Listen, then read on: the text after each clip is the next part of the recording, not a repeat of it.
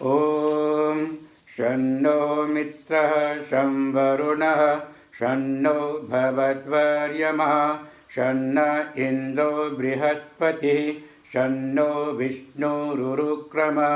नमो ब्रह्मणे नमस्ते वायो त्वमेव प्रत्यक्षं ब्रह्मासि त्वमेव प्रत्यक्षं ब्रह्म वदिष्यामि ऋतं वदिष्यामि सत्यं वदिष्यामि तन्मावतु तद्वक्तारमवतु अवतु माम् अवतु वक्तारम्।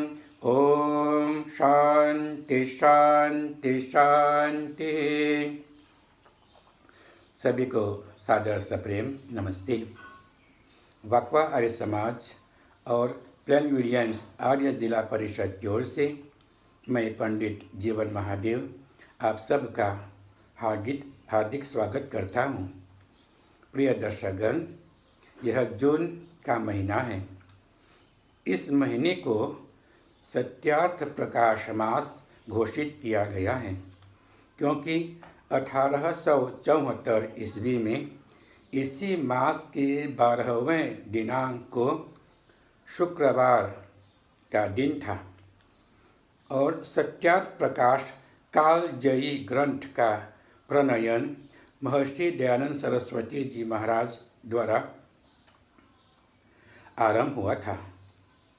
प्रश्न उठता है कि सत्यार्थ प्रकाश ग्रंथ क्यों लिखा गया। स्वयं महर्षि जी लिखते हैं, सत्यादर्थ प्रकाशाय ग्रंथस्तेनैव निर्मितः वेदादि सत्यशास्त्राणां प्रमाणै गुणः संयुक्तः। अतः सत्य के प्रकाश के लिए ही इस ग्रंथ का निर्माण किया गया है, जो वेद आदि सत्य शास्त्रों के प्रमाण और गुण सहित है। उद्देश्य है कि साधारण से साधारण व्यक्ति के पास महर्षि जी के विचार पहुँचे। उस समय हिंदी गद्य का विकास आरंभ होने लगा था और महर्षि जी को अच्छी तरह से हिंदी बोलना नहीं आती थी। उस समय आर्य समाज की स्थापना भी नहीं हुई थी और न ही ऋषिवर जी को कोई संगठन या संस्था बनाने का विचार था। श्रोताओं, महर्षि जी की मातृभाषा गुजराती होते हुए वे संस्कृत में ही कई वर्षों से बोलते थे। एक बार पंडित केशवचंद्र सेन नामक पंडित जी ने स्वामी जी से देश भाषा में व्याख्यान करने के लिए निवेदन किया और स्वामी जी ने स्वीकार कर लिया। काशी में 1874 ईस्वी में ही स्वामी जी को हिंदी में प्रचार करने का अवसर प्राप्त हुआ। कभी कभी बोलते बोलते अनायास संस्कृत के शब्द भी आ निकलते थे। मुरादाबाद निवासी चौबे ब्राह्मण राजा कृष्णदास साहब बहादुर काशी में कलेक्टर थे। अंग्रेज सरकार ने उनको CSI मतलब company of the stock of India पद से सम्मानित किया था। वही काशी में ही स्वामी जी से प्रथम बार भेंट हुई थी। जब स्वामी जी अलीगढ़ पधारे तभी राजा कृष्णदास जी ने निवेदन किया कि यदि उनके उपदेशों को संकलित कर पुस्तक आकार देकर प्रकाशित कर दिए जाए तो वे लोग भी लाभान्वित हो सकेंगे जिनको स्वामी जी के प्रवचन सुनने का सौभाग्य नहीं मिला हो। यह बात चिरस्थायी हो जाएगी और पीढ़ी दर पीढ़ी लाभान्वित होगी। राजा कृष्णदास स्वयं स्वामी जी के उपदेशों को लिखवाने की व्यवस्था तथा छपवाने के खर्च भी अपने ऊपर ले लिया था। राजा कृष्णदास जी महाराष्ट्रीय पंडित चंद्रशेखर जी को महर्षि जी के विचारों को देखने के लिए नियुक्त किया। तत्पश्चात 12 जून 1874 को शुक्रवार के दिन काशी में सत्यार्थ प्रकाश का बनना आरंभ हो गया। महर्षि जी बोलते जाते और पंडित चंद्रशेखर लिखते जाते थे। जहाँ जहाँ स्वामी जी द्वारा संस्कृत शब्द निकल जाते थे, वहाँ वहाँ पंडित चंद्रशेखर जी हिंदी रूपांतर करते जाते थे। यह ग्रंथ लगभग 3.5 महीनों में 14 समोल्लासों में पूरा हुआ। यह पहला संस्करण रहा। वास्तव में यही ग्रंथ हिंदी गद्य साहित्य का पहला ग्रंथ रहा। जब स्वामी जी ने देखा कि कुछ बातें पुस्तकों में छप चुकी है जो उनके मंतव्य के विरुद्ध थे, तब उन्होंने स्वयं दूसरा संशोधित संस्करण बनाया, जो आज बाज़ारों में जितने सत्यार्थ प्रकाश बिक रहे हैं वे दूसरे संस्करण की प्रतिलिपियाँ ही हैं। श्रोताओं, अब तक आप लोगों ने सत्यार्थ प्रकाश के प्रकाशन की बहुत सी संक्षिप्त कहानी सुनी है। अब जितना शीघ्र हो सके इस ग्रंथ को पढ़ेंगे तो उतना ही अच्छा होगा। चलिए हम प्रश्न करते हैं कि सत्यार्थ प्रकाश को क्यों पढ़ें? इसे पढ़ने से लाभ क्या हैं? हम कुछ प्रमुख लाभों को संक्षिप्ततः प्रस्तुत करते हैं।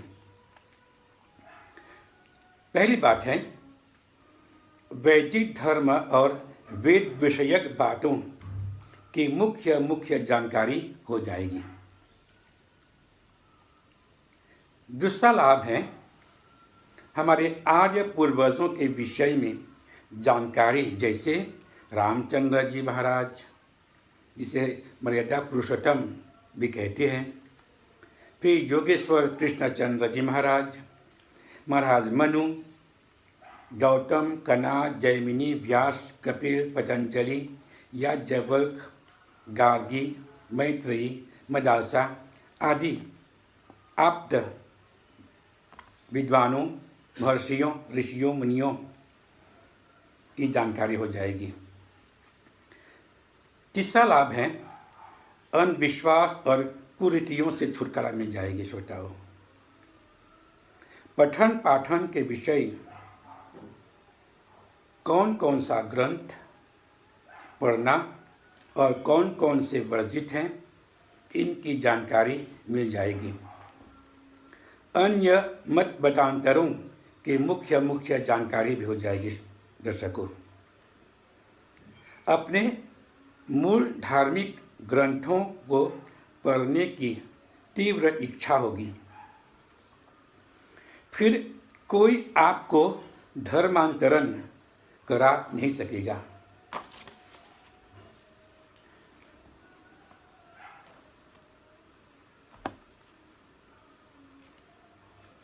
श्रोताओं, आगे हम बढ़ते हैं अब कि यह ग्रंथ, चले हम देखें कि सत्यार्थ प्रकाश ग्रंथ में कौन कौन सी ऐसे विचार हैं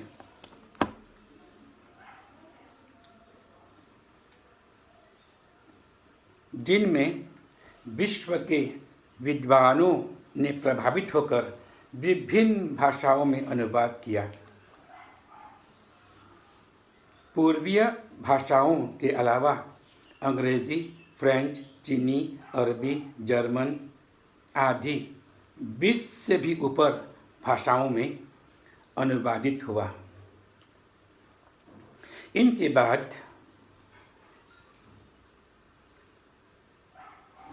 स्वमंतव्य मंतव्य हैं कि महर्षि जी किन किन बातों को स्वीकार करते थे और किन किन बातों को अस्वीकार करते थे, यह भी इसमें अंत में है।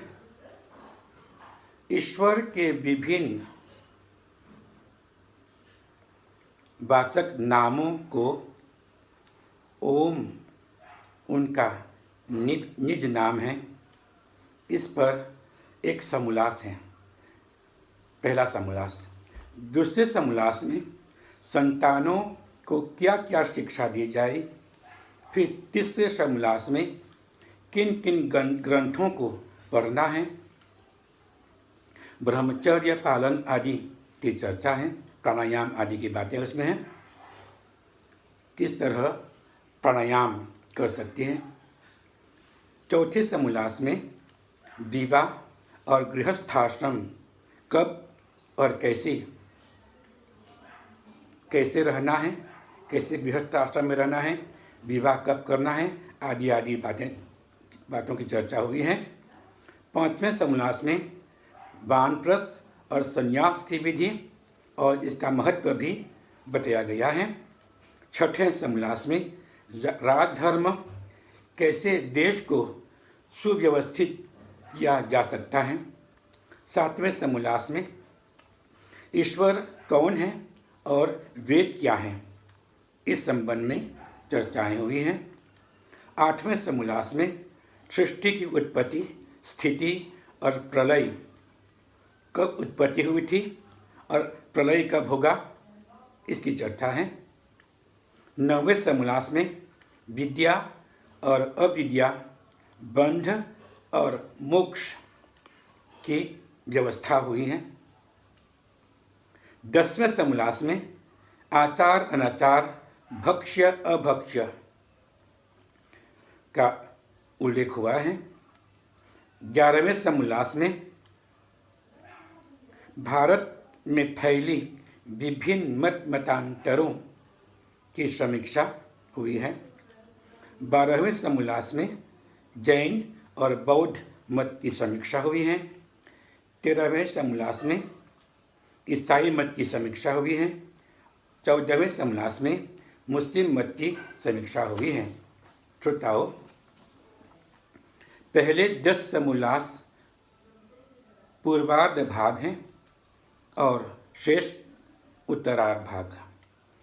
दर्शकों, इस ग्रंथ को पढ़ने वाले यदि ईसाई हो तो सच्चे ईसाई और यदि मुस्लिम हो तो कट्टर मुस्लिम हो जाएंगे। प्रिय दर्शकों, महर्षि जी ने कोई कहीं पर अपनी बात नहीं कही है।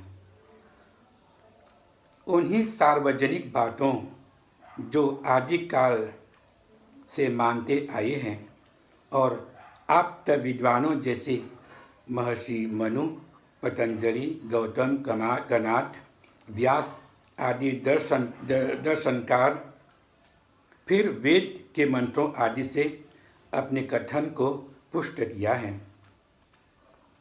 एक जगह महर्षि जी लिखते हैं कि माता शत्रु पिता वैरी ये न बालो पाठितः न शोभते सभा मध्ये हंस मध्ये बकु यथा।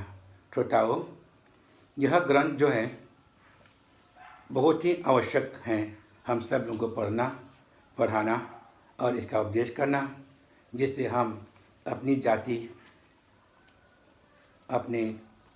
अपने लोगों को सही राह पर ला सकें और लोगों को धर्मांतरण करने से बचा सकते हैं। ध्यान के धन्यवाद। ओम शांति।